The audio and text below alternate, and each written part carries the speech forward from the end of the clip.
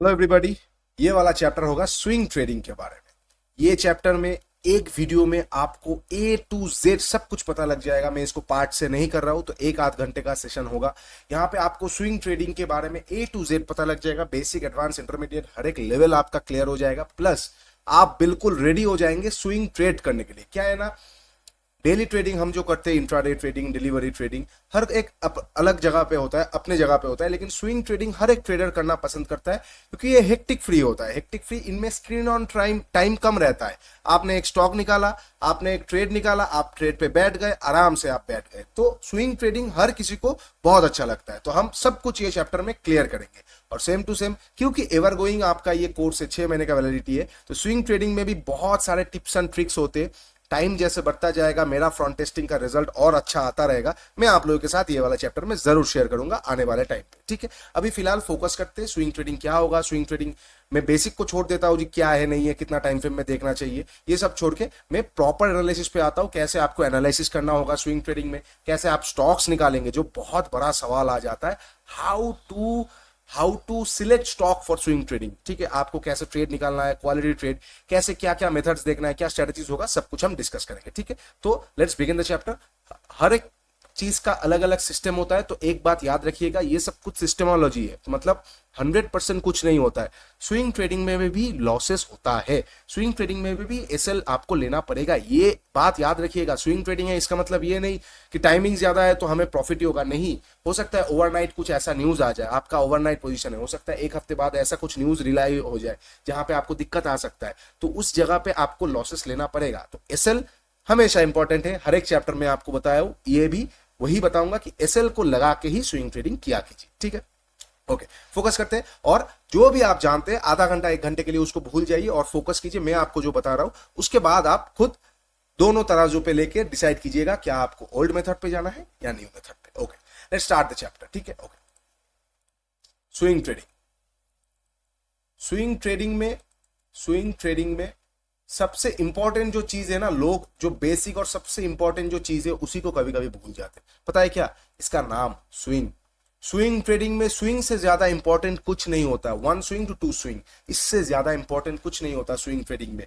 एक स्विंग से next swing तक आपका टारगेट होता है। कभी कभी लोग मिडिल में निकल जाता है, कभी कभी ग्रीडी हो जाते हैं, तो बहुत सारे चीजें आ जाता है। लेकिन स्विंग ट्रेडिंग में स्विंग से ज्यादा इंपॉर्टेंट कुछ नहीं होता है, hence the name swing trading, ठीक है। ओके, तो स्विंग ट्रेडिंग होगा हमारा चैप्टर। ओके, टाइम फ्रेम हम कौन सा यूज करते हैं? स्विंग ट्रेडिंग बहुत सारे टाइम फ्रेम में यूज होता है। वीकली हो गया, डेली हो गया, 4 आवर्स हो गया, ठीक है। लोग 8 आवर्स भी देखे हैं मैंने करते हुए, लोगों को मैंने 75 मिनट्स का भी देखा है। लेकिन मैं आपको दो ही टाइम फ्रेम दूंगा। दो टाइम फ्रेम दूंगा। नंबर 1 हो जाएगा डेली टाइम फ्रेम से ऊपर स्विंग ट्रेडिंग में कुछ नहीं है। और नंबर 2 हो जाएगा 4 आवर्स। ये दो जो 4 आवर्स और डेली का टाइम फ्रेम है, इससे बेटर स्विंग ट्रेडिंग में नहीं मिलेगा। 1 आवर को आप इग्नोर कीजिए, क्योंकि बहुत जगह आपको देखने को मिलेगा 1 आवर में स्विंग ट्रेडिंग। 1 आवर में जो नॉइज आता है स्विंग के लिए, वो ठीक नहीं है। स्विंग ट्रेडिंग क्या है? बड़े टाइम फ्रेम के हिसाब से आपका एनालिसिस करना, तो छोटे मोटे नॉइजेस को आपको इग्नोर करना पड़ेगा। 1 आवर में एम पैटर्न से अगर आप डर रहे तो वो स्विंग ट्रेड आपका सक्सेसफुल नहीं होगा, क्योंकि 1 आवर का एम पैटर्न हो सकता है थोड़ी देर बाद ऐसा हो जाए तो 4 आवर्स में एक नॉर्मल कैंडल बन जाए। लेकिन 4 घंटे के बीच में ये एम पैटर्न हुआ है, तो कहीं ना कहीं इसको आपको इग्नोर करना पड़ेगा, छोटे नॉइजेस को। तो इसीलिए मैं हमेशा प्रेफर करता हूं डेली टाइम फ्रेम और 4 आवर्स टाइम फ्रेम।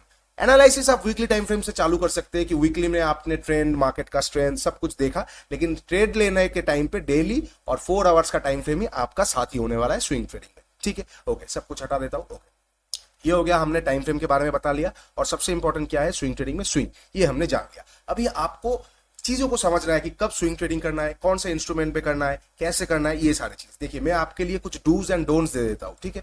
पहले मैं डूज दूंगा, ठीक है, डूज दूंगा, और राइट साइड में मैं डोंट्स दूंगा। स्विंग ट्रेडिंग में डोंट्स दूंगा मैं, ठीक है। तो पहले हम डोंट्स से बात कर लेते हैं। डोंट्स, नंबर 1 चीज, अगर इंडेक्स, मतलब पहला इंडेक्स आपका हो जाएगा निफ्टी। मतलब स्विंग ट्रेडिंग में सबसे ज्यादा इंपॉर्टेंट हो जाएगा आपका निफ्टी।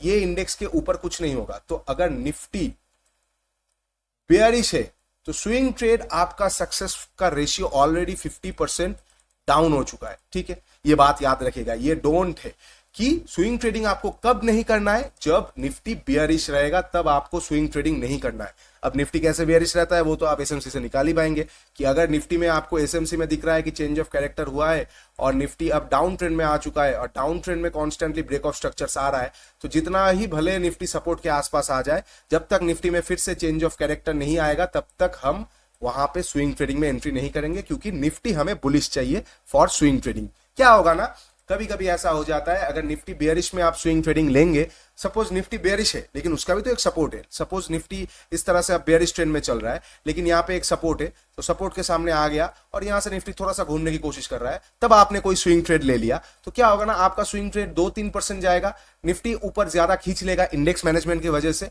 और निफ्टी जब गिर जाएगा आपका ट्रेड 5-6% गिर जाएगा, आपका एसएल होगा। तो इसीलिए स्विंग ट्रेडिंग का टाइम होता है। टाइम क्या है, स्विंग ट्रेड को आपको कभी भी निफ्टी अगर बेयरिश हो तब नहीं करना है, ये बात याद रखिए, ये बहुत इंपॉर्टेंट चीज है। ये बेसिक चीजें लोग भूल जाते हैं, कभी भी स्विंग ट्रेड में घुस जाते हैं, हैमर मिला, डब्ल्यू मिला, घुस गए। No, don't do that, control your emotion. Swing trading is not for every time, इसलिए उसका नाम स्विंग ट्रेडिंग है। आप 2 महीने में 40% बना लेंगे तो 2 महीने आपको करने की जरूरत नहीं पड़ेगा। इस तरह से पोजिशन और रिस्क मैनेज होता है। तो स्विंग ट्रेडिंग जब भी निफ्टी नेगेटिव होगा तब आपको देखना नहीं है, ठीक है। ओके, डूज क्या है, sector index, sector index analysis, ठीक है। ये नंबर 1 डूज है जो लोग करते तक नहीं है स्विंग ट्रेडिंग में। अगर मान लेते हैं लोगों को अच्छा लग रहा है कि मान लेते हैं जेके टायर लोगों को अच्छा लग गया स्विंग ट्रेडिंग में, वो लोग देखेंगे भी नहीं कि निफ्टी बेयरिश में है कि नहीं, ट्रेड ले लेंगे, और वो लोग देखेंगे भी नहीं कि टायर इंडस्ट्रीज, ऑटो इंडस्ट्रीज का सेक्टर एनालिसिस क्या बोल रहा है। मान लेते अपोलो टायर ट्यूब्स या मान लेते बजाज ऑटो, ठीक है, बजाज ऑटो में एक हैमर बना है, तो लोग क्या करेंगे, बीटीएसटी और स्विंग ट्रेडिंग के लिए यहाँ पे बजाज ऑटो को बाई कर लेंगे। बजाज ऑटो 2% ऊपर जाएगा, गिर जाएगा।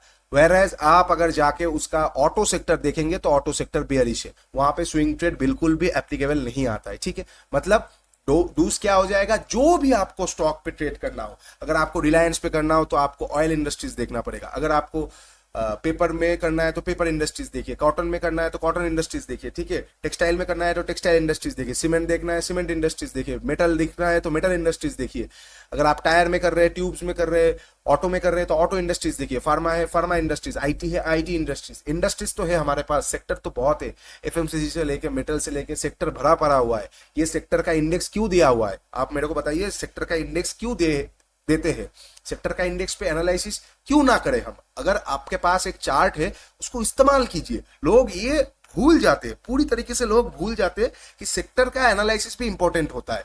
मैंने आरए किया है तो मैं ये आपको बता सकता हूं सेक्टर एनालिसिस कितना इंपॉर्टेंट होता है स्विंग ट्रेडिंग के टाइम पे। तो डूज क्या हो जाएगा, सेक्टर का इंडेक्स एनालिसिस आपको करना ही पड़ेगा, ये डूज है। आप ऐसा दिमाग से सोच लीजिए कि ये इजी गेम होने वाला है स्विंग ट्रेडिंग की। आप आए स्क्रीन के सामने, आपने इस तरह से बैठा, आपको एक स्टॉक दिखा, आप घुस गए, आपको, क्योंकि क्या है ना, आप यहाँ पे 1-2% नहीं निकल रहे, आप 10% 15% निकाल रहे।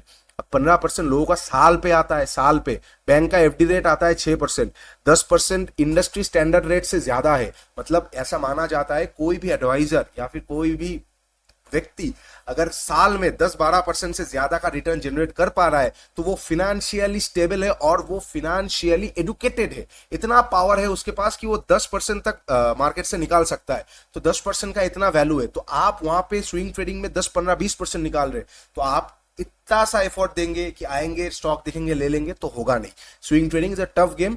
क्या है ना, 2021 में बुल रन था, वहां पे लोग क्या करते थे, हर एक दिन एक स्टॉक, टाटा मोटर उठा लिए 25% ले लिए बुक, ये उठा लिए वो उठा लिए, तो वहां पे बहुत सारे ऐसे कोर्स आ गए कि हाँ चलो इजीली स्विंग ट्रेड में 20-25% बन जाता है। ऐसा नहीं है, ऐसा नहीं है। स्विंग ट्रेड बहुत हार्ड गेम होता है, और स्विंग ट्रेड हार्ड इस तरह से होता है कि स्टॉक ढूंढने में आपको बहुत मेहनत करना पड़ता है। एक बार स्टॉक मिल गया फिर वो इजी गेम हो जाता है, आपका पेशेंस का टेस्ट लेता है, ठीक है। तो स्विंग ट्रेड कौन सा ट्रेड हो जाएगा, जहां पे आपको सेक्टर एनालिसिस डूज है, और दिमाग से ये हटा लीजिए कि 5 मिनट का एनालिसिस होने वाला है। स्विंग ट्रेड में आपको स्टॉक निकालने में हो सकता है पूरा 2-3 घंटे चार्ट के सामने बैठने रहना पड़े, तो ये इसके लिए रेडी हो जाइए, ठीक है। डोंट्स क्या है, निफ्टी अगर बेयरिश होगा तो वी वोंट ट्रेड, और डूज क्या हो जाएगा, पहला डूज कि सेक्टर का हमें एनालिसिस करना ही पड़ेगा, ठीक है। ओके, नेक्स्ट डोंट्स क्या हो जाएगा, डोंट होगा कि डोंट यूज इलिक्विड काउंटर, ठीक है। ये आपका सेकंड डोंट है। Don't use illiquid counter. Liquid illiquid क्या है?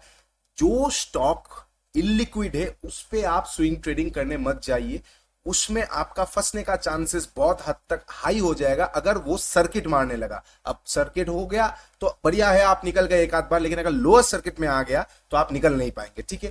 डोंट यूज इलिक्विड काउंटर, ये चीज पे बहुत लोग गलती कर देते हैं।